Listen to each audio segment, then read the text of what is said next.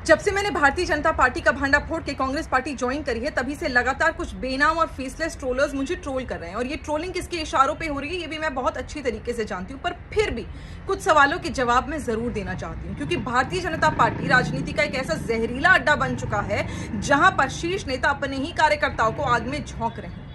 क्योंकि यह विचारधारा की पार्टी नहीं बची है, अब ये सत्ता की भूखी मशीन बन चुकी है। और मेरा मुख्य कारण भारतीय जनता पार्टी छोड़ने का यही रहा कि लगातार भारतीय जनता पार्टी सुनियोजित तरीके से पूरे देश में नफरत, गंदगी और डर फैलाने की राजनीति कर रहे हैं। ये अपने प्रवक्ताओं को, अपने नेताओं को यही नफरत की राजनीति सिखाकर मैदान में उतारते हैं। और जाहिर सी बात है, जब देश के सर्वोच्च पद पर बैठे हुए देश के प्रधानमंत्री श्री नरेंद्र मोदी जी ये बोल देते हैं अपने भाषण में कि मंगलसूत्र लूट लिया जाएगा और मुसलमानों में बांट दिया जाएगा, वोट जिहाद हो रहा है, जब ऐसा नफरत भरा भाषण देश के प्रधानमंत्री बोल देते हैं, तो जाहिर सी बात है जो कार्यकर्ता है नीचे का, वो किस प्रकार की नफरत अपने दिल में उतार बैठेगा, ये आपको और मुझको समझना मुश्किल नहीं है।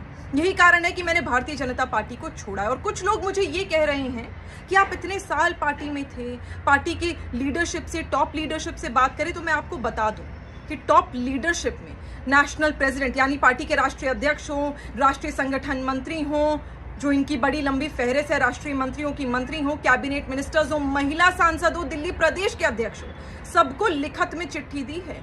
जिस दिन मीडिया कहेगी और वक्त का डिमांड होगी तो मैं ये सारी चिट्ठियां भी आपके साथ सार्वजनिक कर दूंगी। इन लोगों ने कभी नहीं सुनी, क्योंकि भारतीय जनता पार्टी में किसी महिला की बात कभी सुनी ही नहीं जाती है।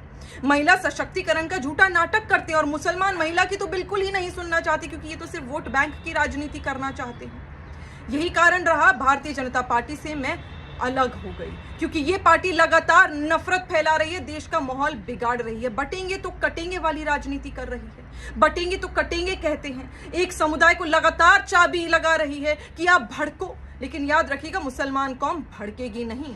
और तो और टीआरपी के लिए कुछ तथाकथित एंकर जिन्हें चोला उतार देना चाहिए जर्नलिज्म का, और उन्हें तो प्रवक्ता बन जाना चाहिए भारतीय जनता पार्टी का, जो टीआरपी के लिए बैठकर टीवी पर नफरत फैला रहे हैं। मैं किसी का नाम नहीं लेना चाहती यहाँ पर। मैं अब उस पार्टी के साथ जुड़ी हुई हूँ जो साथ रहेंगे तो मजबूत रहेंगे की राजनीति करती है, लोगों को बांटती नहीं है, धर्म के आधार पर, जाति के आधार पर बांटेगी नहीं, और महिला सशक्तिकरण का सिर्फ नाटक नहीं करती है, वाकई महिला को सशक्त करती है। जय हिंद, जय भारत।